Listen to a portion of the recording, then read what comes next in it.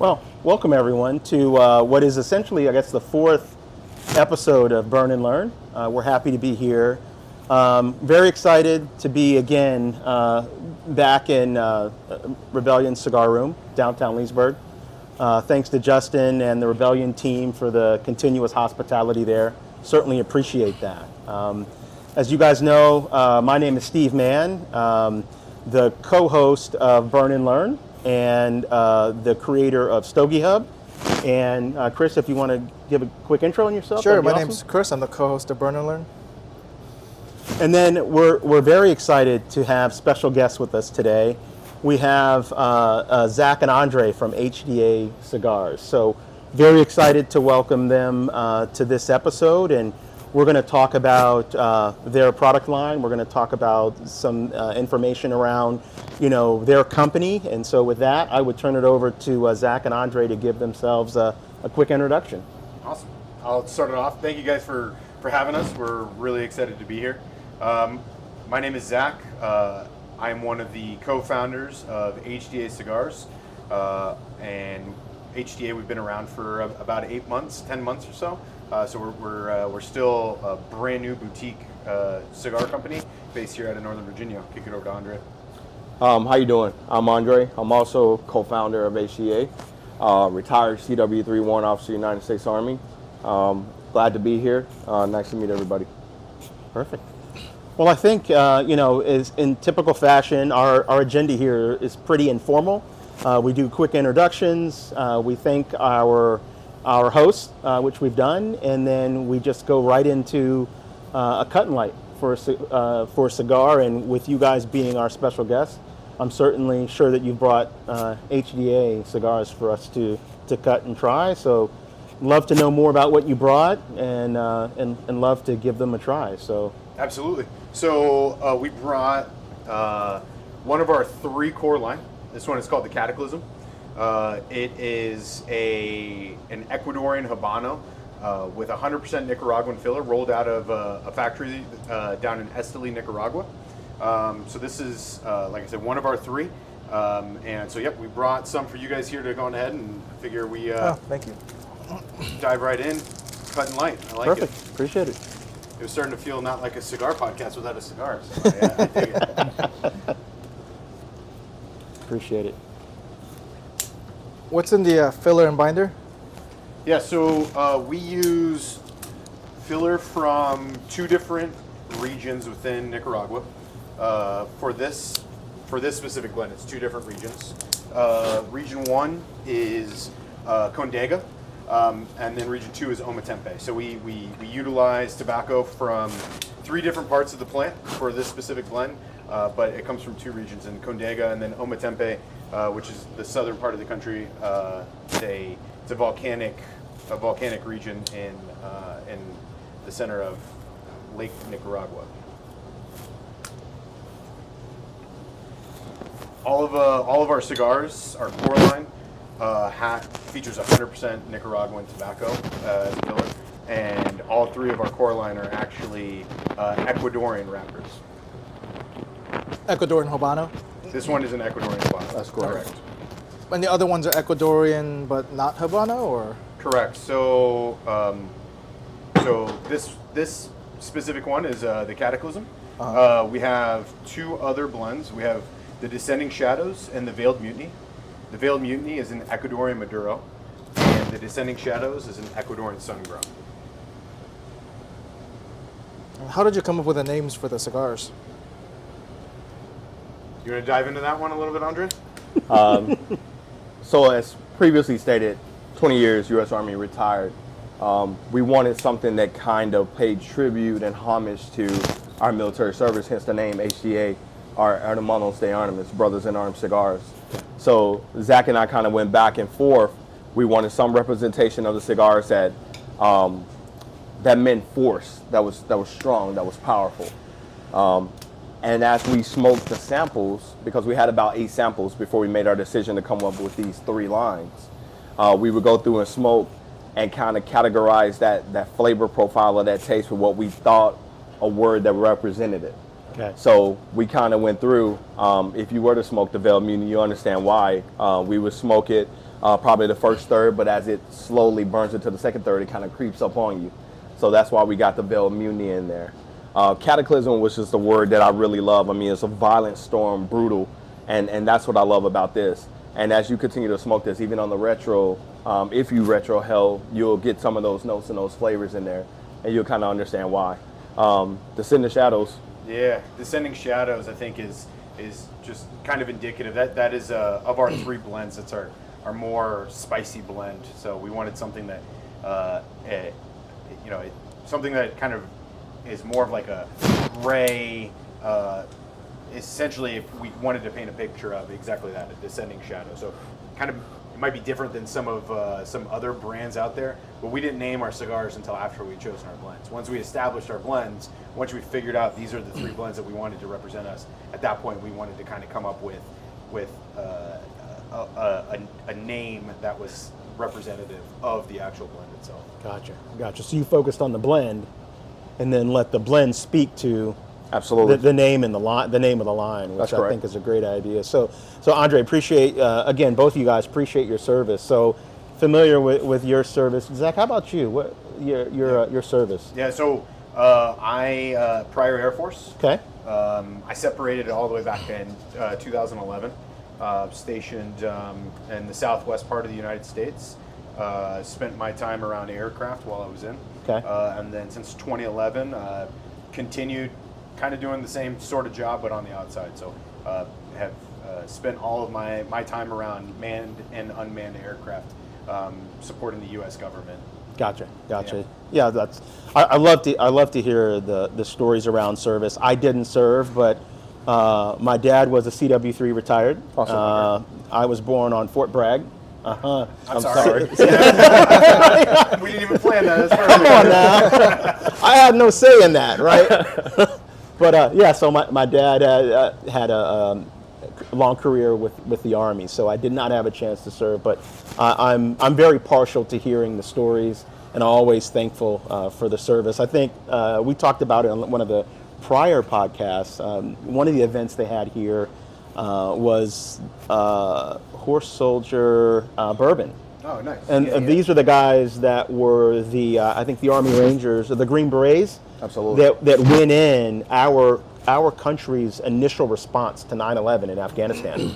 And we spent about 2 hours here one evening tasting their bourbon, but more importantly, looking at PowerPoint slides and listening to the stories. Absolutely. So that was very captivating, and was a time we really enjoyed. And so I always love to hear, certainly love cigars and want to talk about cigars, can do that with the best of us. But I'm always looking for opportunities to support and share stories with veterans. That's very important to me.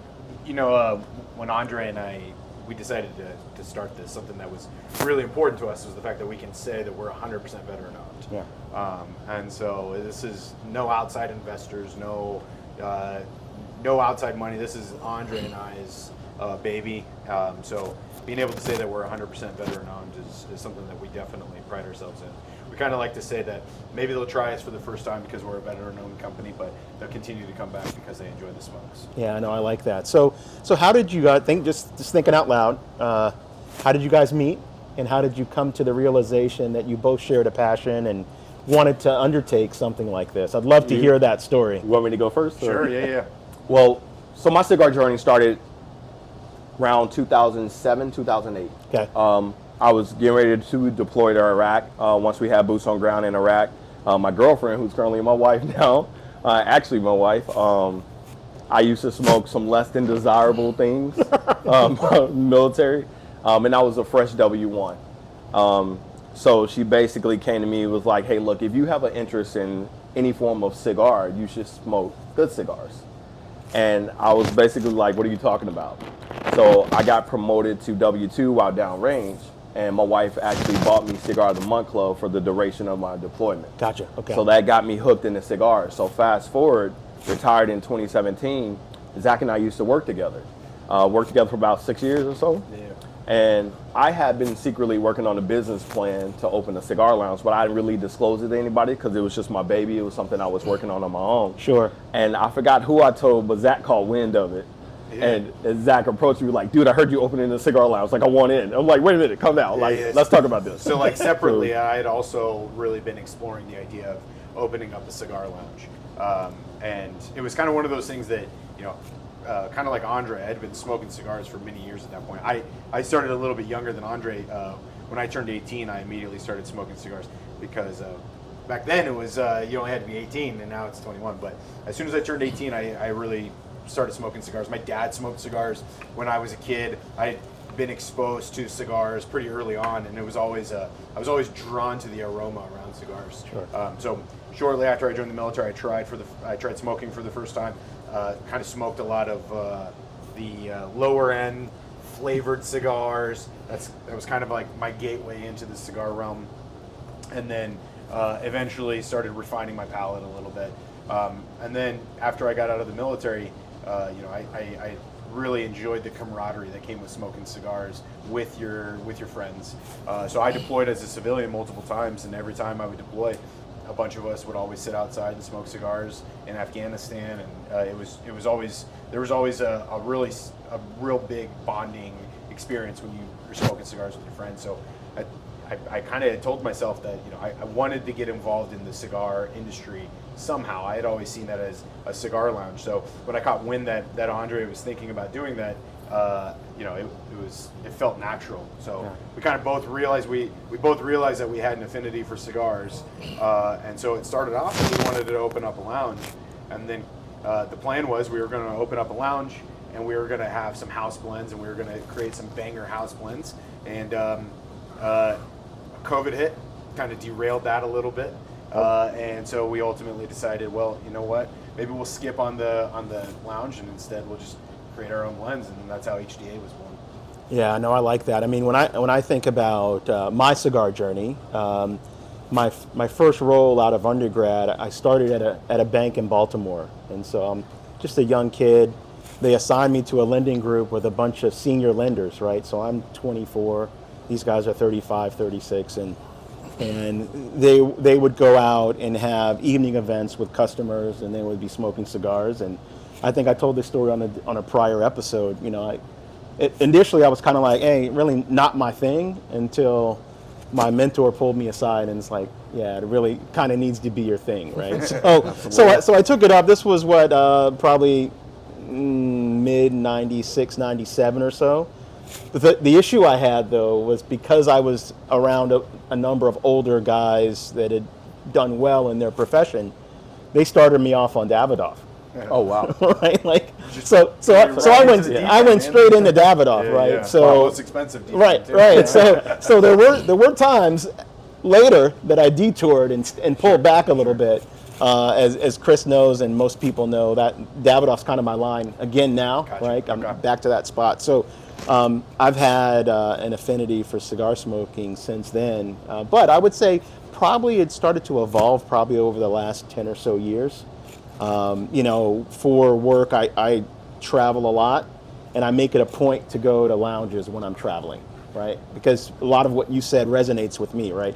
I like the opportunity of going to a place not knowing anyone, but being able to have legit and friendly conversations once I go into the lounge. Absolutely. So just like you guys, because of that, I'm sure I've got a business plan somewhere written down for a lounge as well. But I think about it twice a week. right, yeah, Chris has got a plan as well. But ultimately, what I decided to do is, again, I didn't really, as time progressed, didn't really have an interest in a lounge. Didn't really have the know-how or the experience to start a line, right? I leave that to you guys.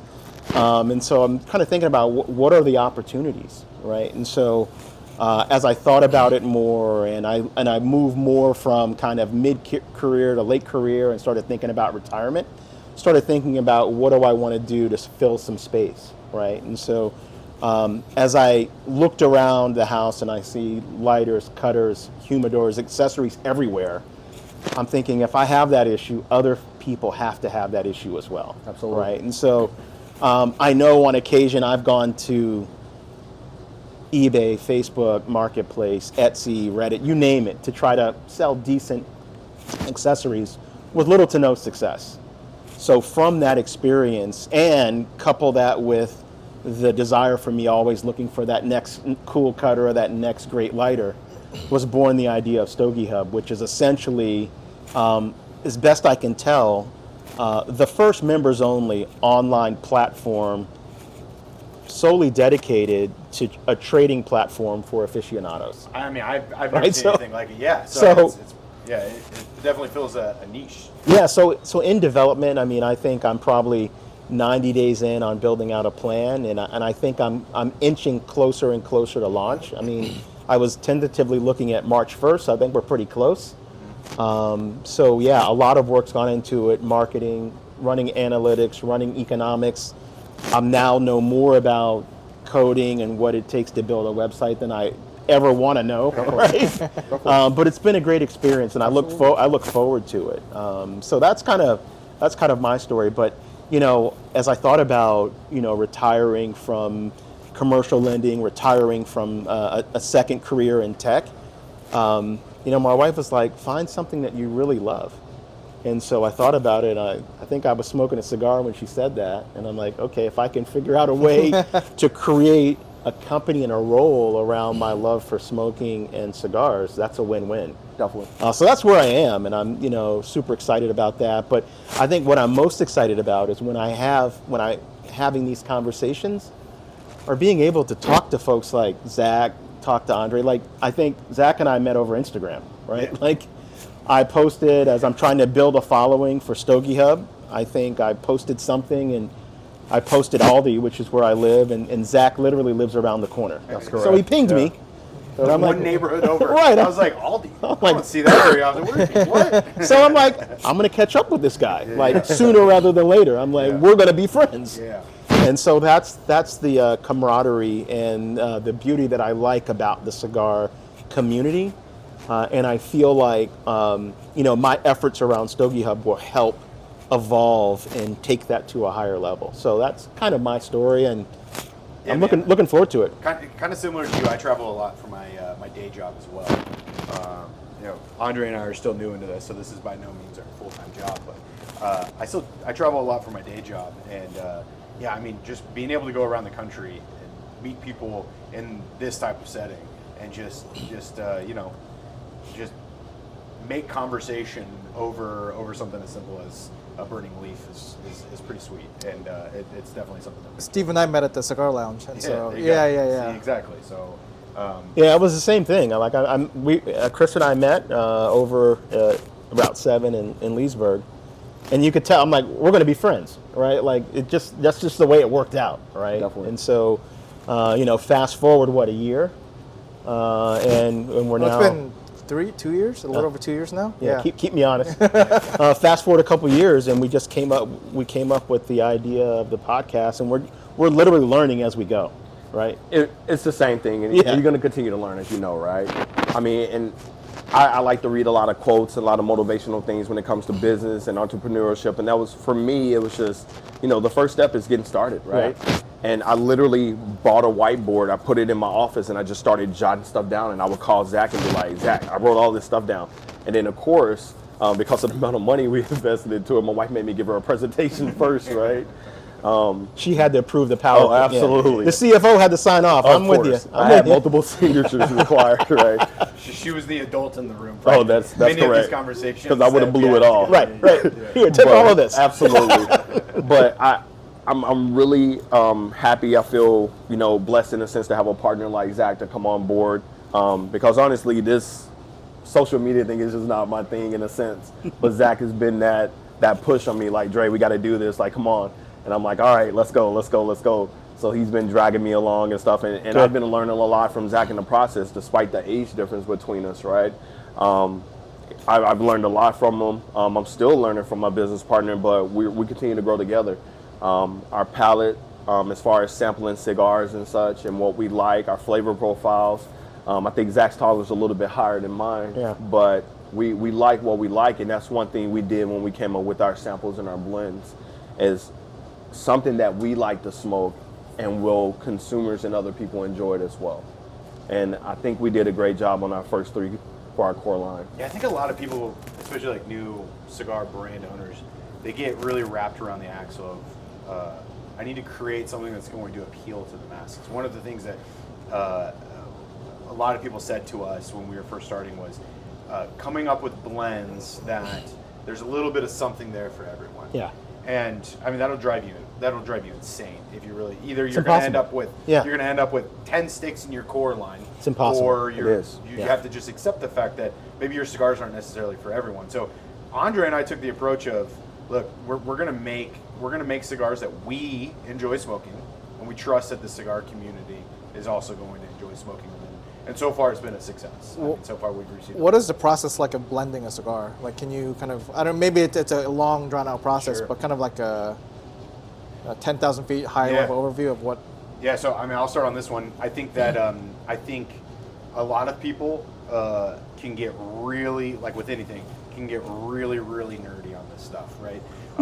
And some people will be able to identify specific notes from each and every piece of the leaf, and they'll smoke a cigar, and I think really, really easily can get like real into the weeds and almost kind of it can become sometimes a little much, especially for new smokers, for people that would be like a novice, people that haven't been smoking too much. So Andre and I have always taken the approach, like I said, of like maybe I can't necessarily, maybe you and I aren't going to have the same notes. Maybe we're not going to be able to identify specific like a chocolate bean in our cigar, but I can tell you what we created is a great cigar, and it complements the other cigars in our line. So Andre and I in 2023 took a trip down to Esteli, Nicaragua. We were there for about 4 days, and we went and visited the Oveja Negra factory, which is where our cigars are rolled. They're the first factory we reached out to, and they were ultimately our dream factory. You know, for anybody who's military listening, they were at the top of our dream sheet. After many months of going back and forth and talking to them about our vision, talking to them about our plan, explaining to them who we were, it culminated in a trip down to Nicaragua, where I would equate it to kind of a similar process as wine tasting, right? Except imagine all the different aspects of what makes up wine, tasting them individually. So we smoked the process is smoking individual leaves from individual regions and trying to figure out like, oh wow, this leaf, this is, you know, maybe this one definitely is very pepper heavy. This one could be a little harsh. So this adds a little bit of kick to your cigar. So I now know I need to blend it with, a leaf from this region, this particular part of the plant, that's going to mellow it out, balance it, and create a balanced smoke, something that's not too overpowering. But then you also don't want something on too light. All of our sticks float in that medium to medium full range in terms of strength. So we don't want anything too light. We don't want anything too strong.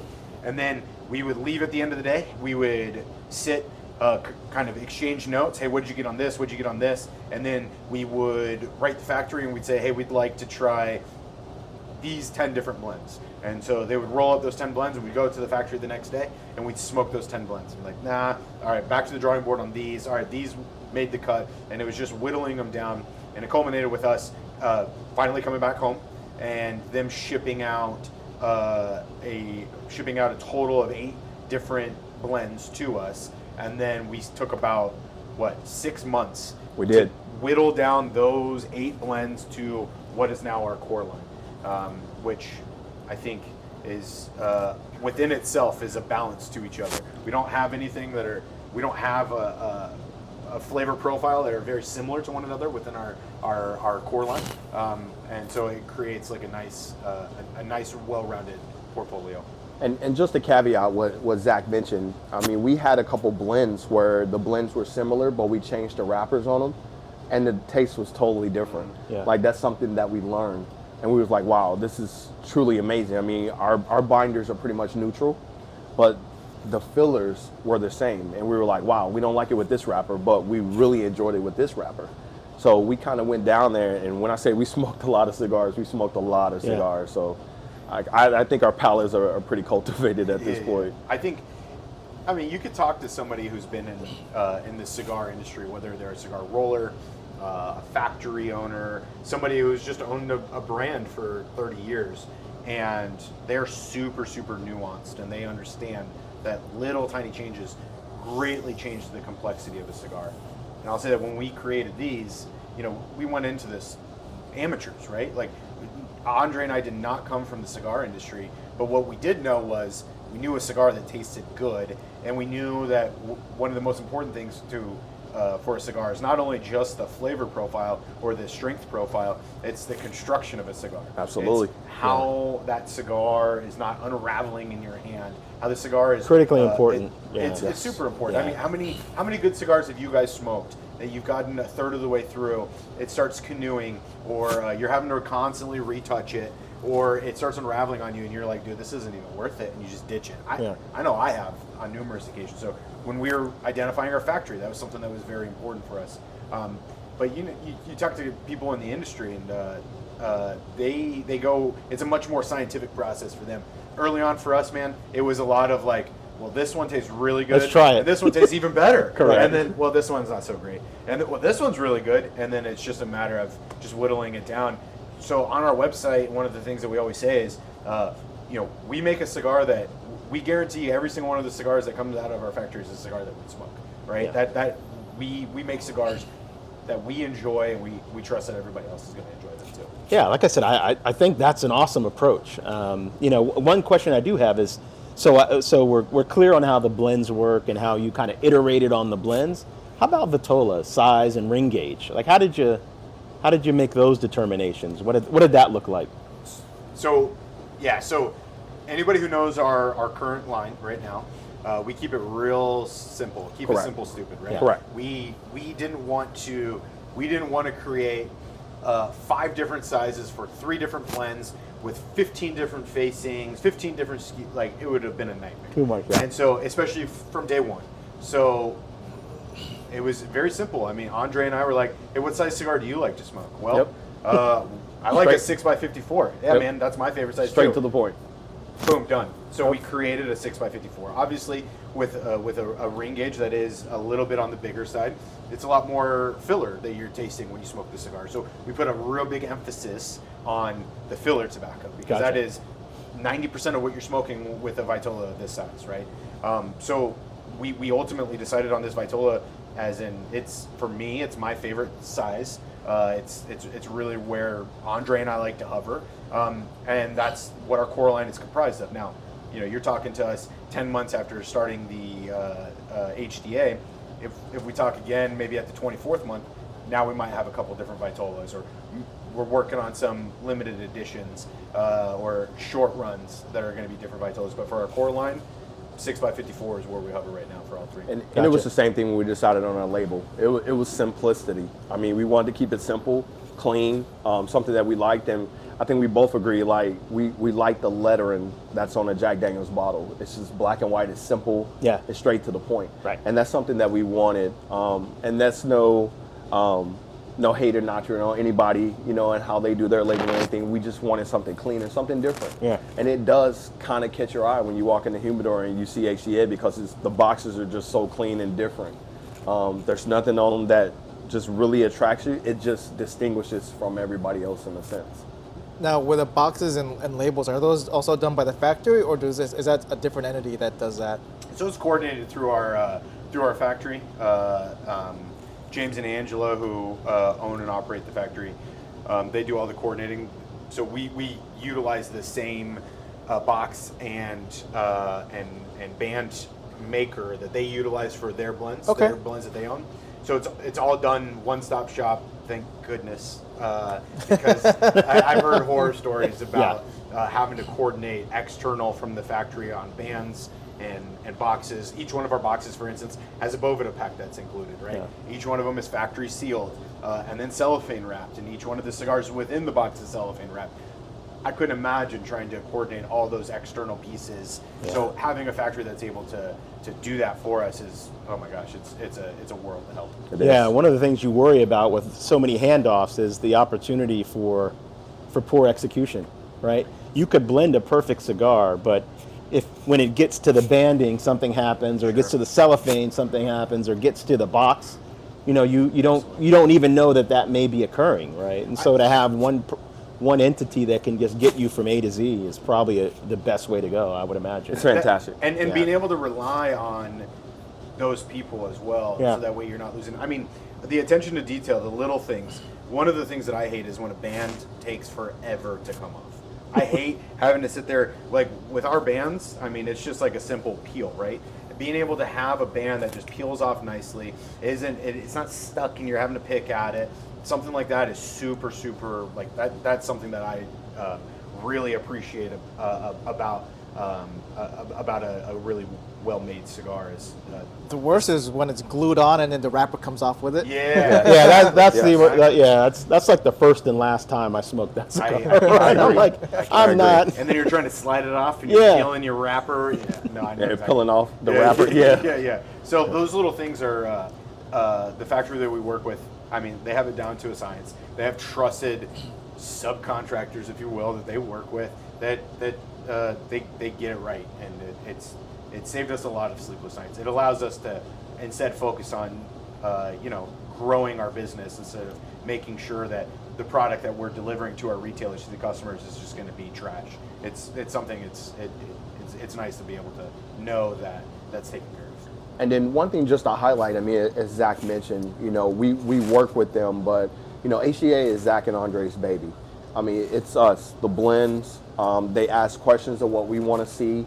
All of those things, it's Zack and I. We put our heads together. We provide that feedback and information, and then they produce it for us. So we're not, in a sense, a part of their core line in any way or sense. This is Zack and Andray. This is HDA. Gotcha. 100% our blends, 100% our ideas. Nope. All the graphics, all the design, everything that we do is 100% separate from those guys. We rely on them for the quality of cigars and the sourcing of tobacco as well. No, I like it. I love the story. Appreciate you sharing. What do you think's in store for, say, the next year or two for HDA? You want me to dive into it? Yeah, you want to talk about it? So- Go ahead. I know you do. So we're actually pretty excited. It hasn't reached the mass product yet, which is so a little sneak peek for you guys here. But late last week, we officially greenlit and began the production of our first short run that we're going to be introducing.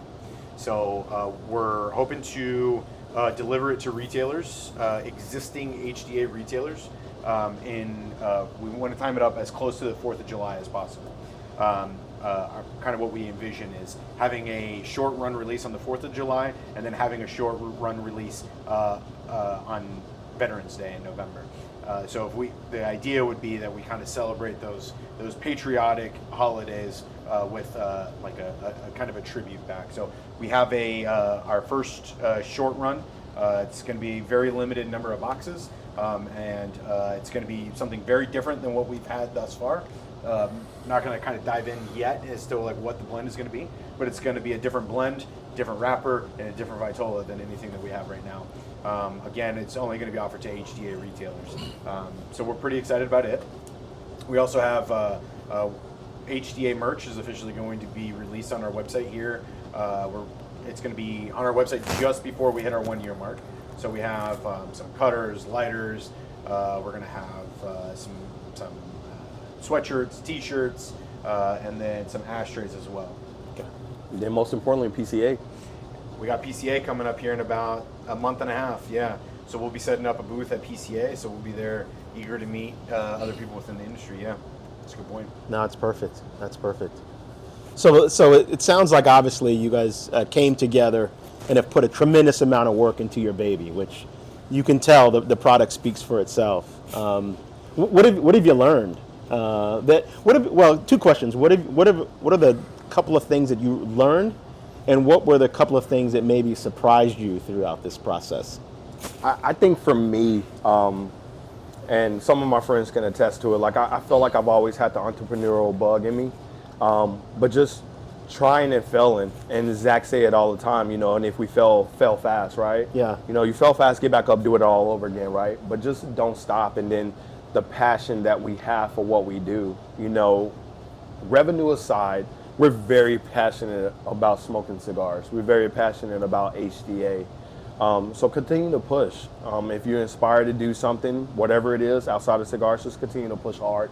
Put the work in. It's gonna take work. Yeah. And nobody's gonna work harder on your baby than you are. But I'm fortunate to have Zach, we're on the phone, I think, every day. Early in the morning, late in the evening, and that's in between our day jobs. Yeah. So put the work in and go for what you want, and just don't stop, right? I would say the biggest things that I've learned is, well, first of all, running a business is freaking tough, dude. I mean, running. Oh, a believe business, me. Yeah, I don't have to tell you. You guys are experiencing it too. It's tough, and yeah, you're gonna fail. You're gonna make mistakes that are gonna cost you money. You're going to learn along the way. Oh man, I could have saved us X number of dollars if we had gone about this initially. So just don't be afraid to fail. Don't be afraid to screw up. Don't feel like you have to get everything perfect right away. Yeah. You're not going to. You're going to, over time, you're going to streamline everything. But for the cigar industry, I would say that the cigar industry is small. You would not believe how many people, whether it's brands, retailers, that people know each other, right? And I wouldn't say it's necessarily a lesson learned. Fortunately, Andre and I came into this with this shared mindset. But there's a lot of people that come into this industry with very disingenuous intentions. Yeah. And I think, like most people, to include us, can kind of see right through that. And just if this is something that you really want to get involved with, having a passion for not only the product, but having a passion for the people that are smoking the cigars is super important, right? And so if you come into the cigar industry looking to get rich, you're gonna be sorely disappointed. Shouldn't be the motivator. Right? I'm with you. Yeah. Cigar industry.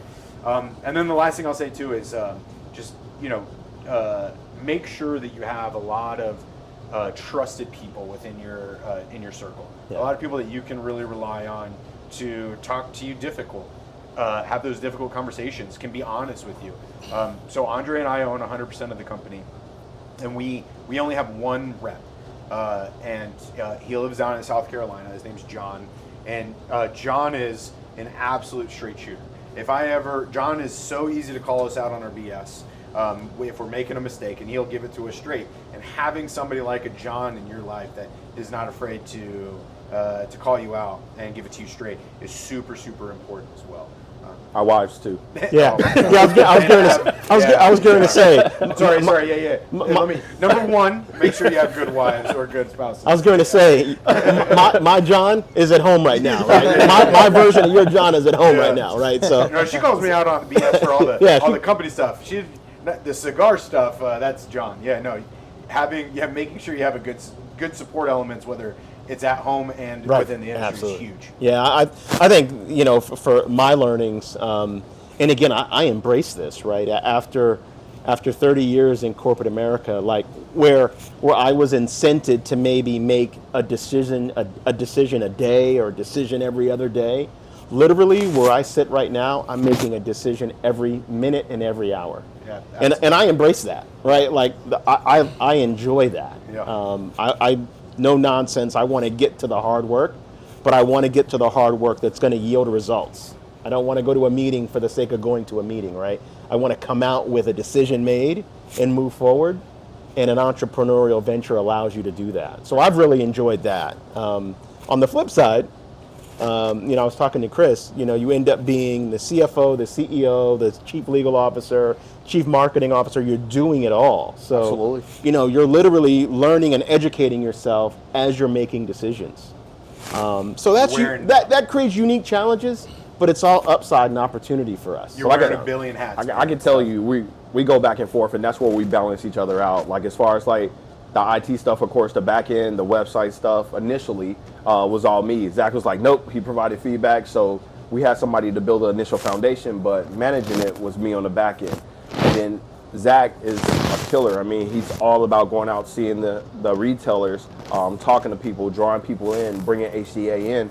And he's calling me like, Dre, I need you to get out 3 samples. Dre, I need you to get this out. So on the back end, logistically, as you stated, moving those packages out, Right. and then touching back bases with Zach. Zach, I got those out. We're tracking this. We're tracking that. So, and we come together. Oh my goodness, how many days a week? I mean, we talk every single day. Minimum, yeah. You Like- seem very happy about that, like every single day. Oh no, not Zach Sometimes I again. talk to Dre more than I talk to my wife. I know, right? And then our wives are mad at us. Yeah. Like, what is up with you and Zach? I'm like, well, that's my dude. Yeah, that's just the way it works out. We balance each other nicely because I'm more interested in the people aspect. I'm more interested in.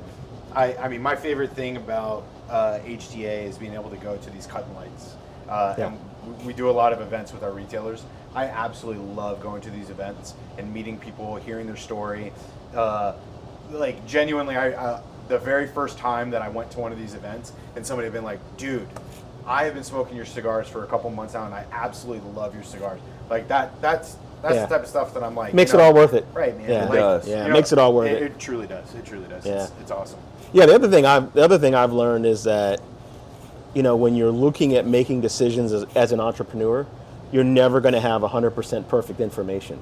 Never. Right? So I'm fully embracing, like, you get me to 80%, I'm on. and I'm gone. Absolutely. Right? Now, that 20% may have a bigger bearing on that decision than I initially thought, but the beauty of the whole thing is that it easily allows you to course correct once you get that final 20, right? Agree.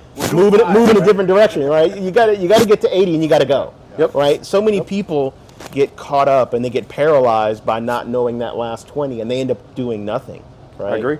And so that's what I've learned, right? Like, get me to 80 and I'm gone, I'm with you. you know? Yeah, right there with you. So I have a couple questions for you guys. Absolutely. I want to talk a little bit more on the cigar side. Yep. So you had kind of mentioned that you're a big Davidoff fan. Yep. So what are some of your favorite cigars? And I want to caveat this. Yeah.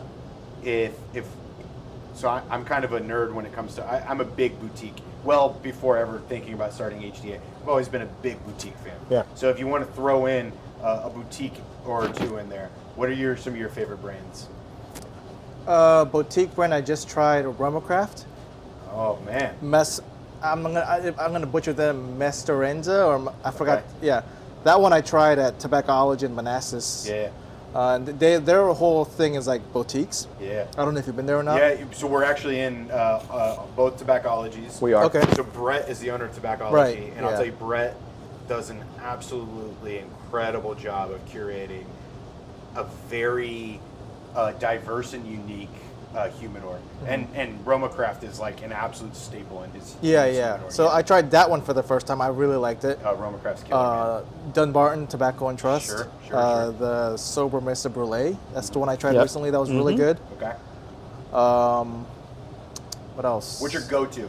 What's My your go-to? these days, right now, is the Davidoff Nicaragua Robusto Tubo. Okay, gotcha. Okay. So you're a big Davidoff. Yeah, Davidoff, and also I do Cubans. Okay. So the Monte Cristo Petit Edmundo is one of my favorites. That's a good cigar. Yeah, that's a good Hoya one. de Monterey. Yeah, Hoya Yeah. de Monterey. Yeah, So it's a great smoke. Yeah, I think for me, like for the boutiques, I'm evolving, right? I started with Davidoff. You know, I ventured out. You know, my go-to is like a Davidoff signature or anniversario. Sure. You know, when I really have something to celebrate, I'll step up to the Royal Robusto. I love that cigar. Really love that. Other things I'm really enjoying right now, the Plasencia Six Toe, which is what I had a little bit ago, and then the Liga Privada H99. Yeah.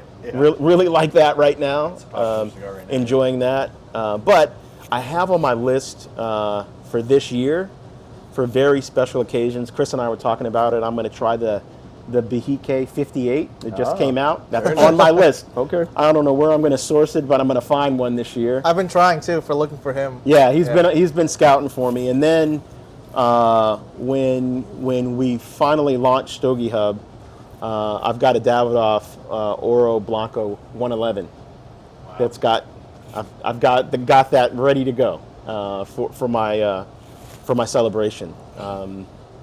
But we did a trip right before Christmas. We spent 5 days in London, just Wow. touring the lounges in London. It was quite an experience. And so, as you know, there most of what's offered are Cubans, right? Yes. So we tried what 5 or 6 Cubans a day.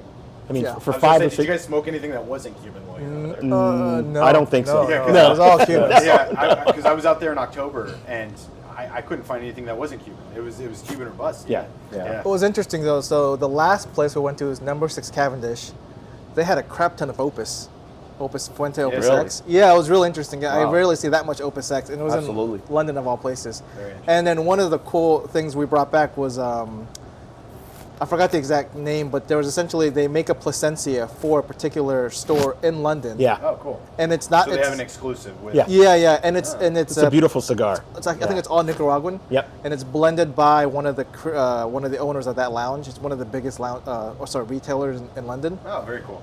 I brought it back and I smoked it and I was like, it's probably one of the best cigars I've ever had. And I was like, I wish I would. We missed the boat on that one. Yeah, right? I only bought one. I bought one. Chris bought one. And I was like, think I should have bought more. shortly after we smoked it separately, and I'm like, we just bought one.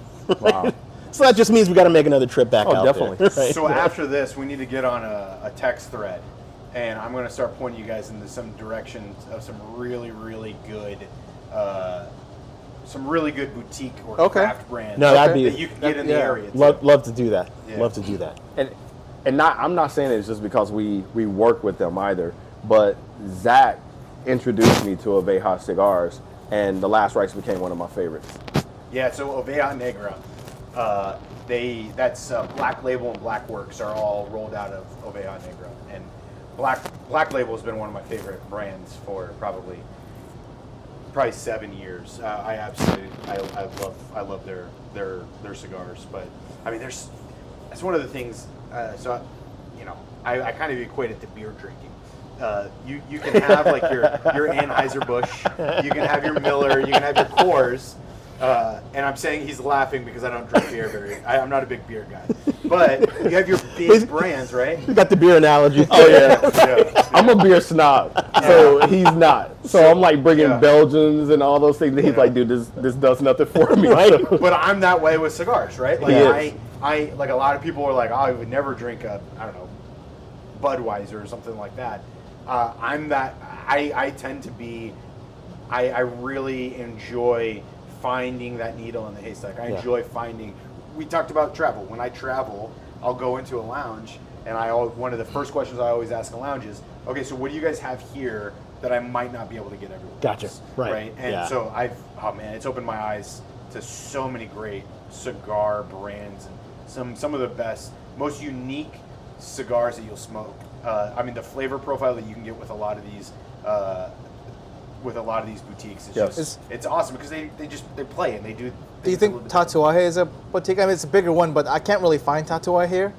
But when I was in Texas, they were everywhere in Texas. Yeah, I mean, again, I'm sure people will be eager to correct us, but I believe in order to be considered a boutique, it's something under like 1 million cigars Yeah. a year. Okay. Right? It's technically boutique, and then I mean you could get extra nerdy with it, like ultra boutique, right? And Yep. that's probably where we would fall because we're so far under that 1 million cigar threshold. But I think Tatuaje is technically a boutique, I believe. I think so, but yeah, there's not a lot out this way, I guess. Right? Yeah, there isn't. It's surprising. A lot of the places I go to, I ask, and they're like, "Yeah, we only carry like 1 or 2 facings." And when I was out in Texas, Austin to be specific, around Christmas time, they were everywhere. Were you in Austin this past Christmas?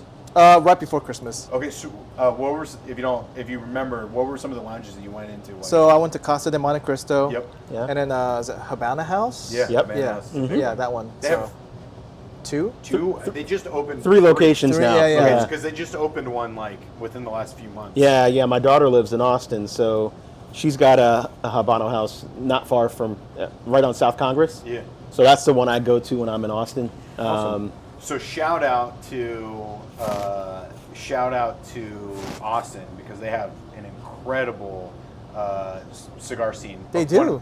One of my favorite lounges out there is called Smokers Abbey, and got to meet with the owners my last time that I was out there, and their lounge. I bet the average cigar smoker that doesn't really get into a lot of boutiques will walk into the lounge and maybe only recognize, into their humidor, only recognize maybe 3 brands, and they probably carry about 40. Gotcha. They are an ultra boutique Beautiful. lounge, and it's amazing. It's amazing some of the stuff that you can see. Smokers Abbey. Smokers Abbey. I have to give that a try. Shout out to Give that a Smokers try. Abbey.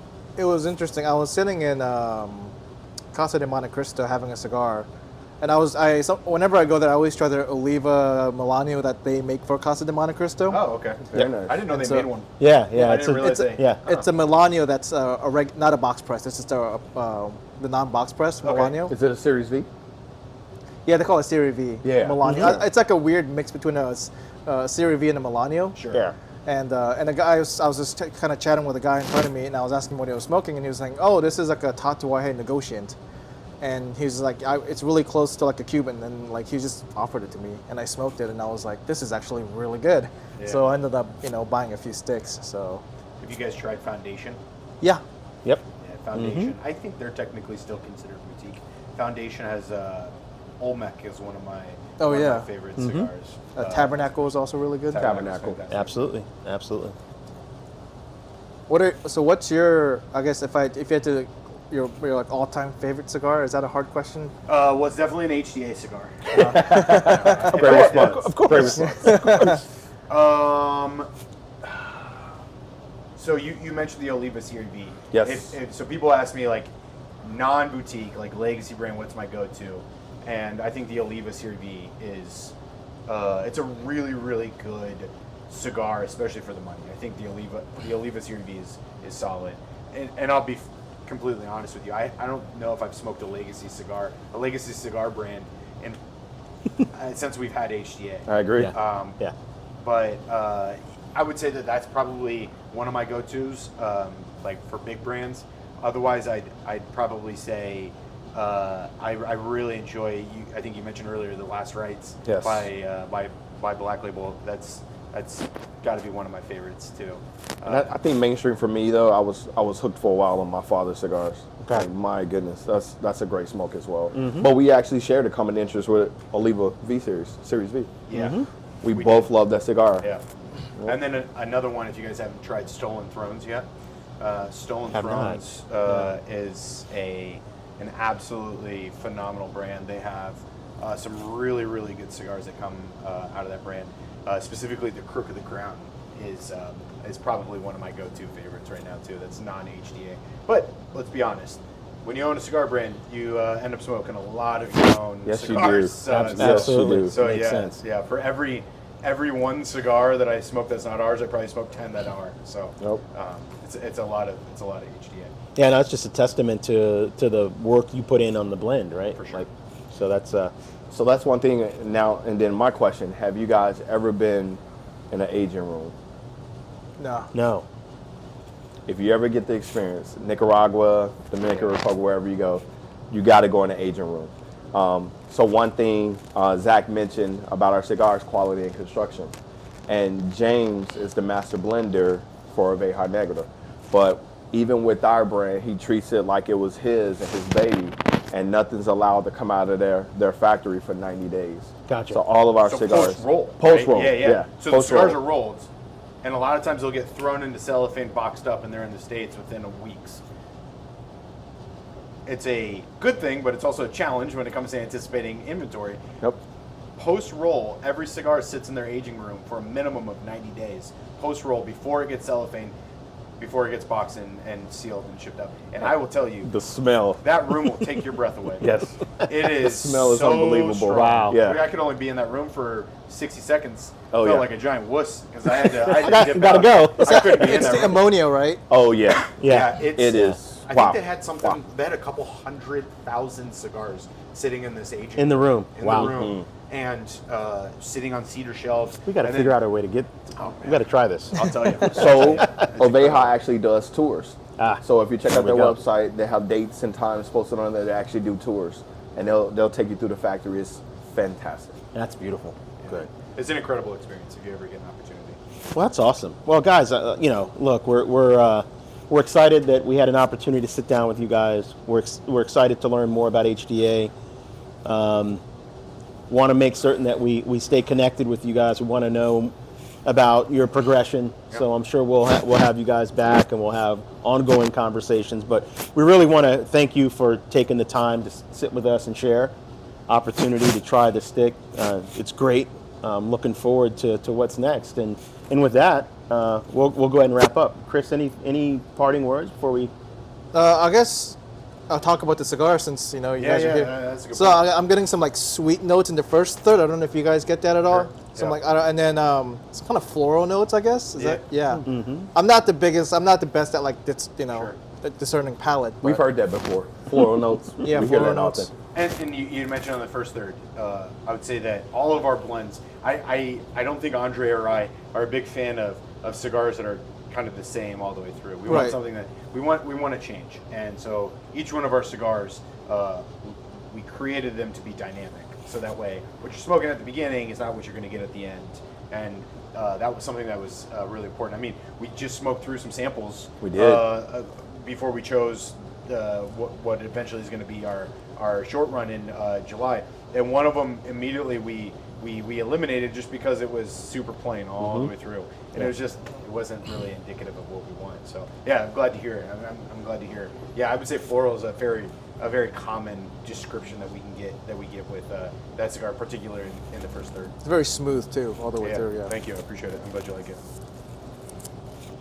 So I would say thank you guys for having us on. Absolutely. We're really excited that you guys honored us with having us on. I would say we have a lot of really cool things coming up here for HDA. If you check us out at hdacigars.com or follow us at HDA Cigars on Instagram. That's where we're going to have all of our announcements for all of our upcoming events, all of our new retailers, and all of our upcoming different things that we're going to be introducing onto our website. Perfect. Well, like I said, we'll look forward to that, and we'll go ahead and wrap. And like I said, I'm excited to learn more as you progress, and we'll certainly make certain that we'll keep you in the loop on Stogie Hub and how we progress there. Looking forward to wait. that. And I got a couple things I'm looking to sell, a couple things I'm looking to I'm right there, man. I'll get you guys both on as beta testers. We're at Love that it. point now, so Love it. we'll keep. If you want to learn more about Stogie Hub, you can hit us up on our Instagram. It's just stogie.hub, and then if you want to take a look at the Burn and Learn podcast, you can find that on YouTube at Stogie Hub. And with that, again, guys, appreciate everything. Thank Certainly you. enjoyed it. And with that, we'll go ahead and wrap, and we look forward to the next time we have an opportunity to get together. Sounds good. Love it. Thanks, guys. Awesome. Appreciate it.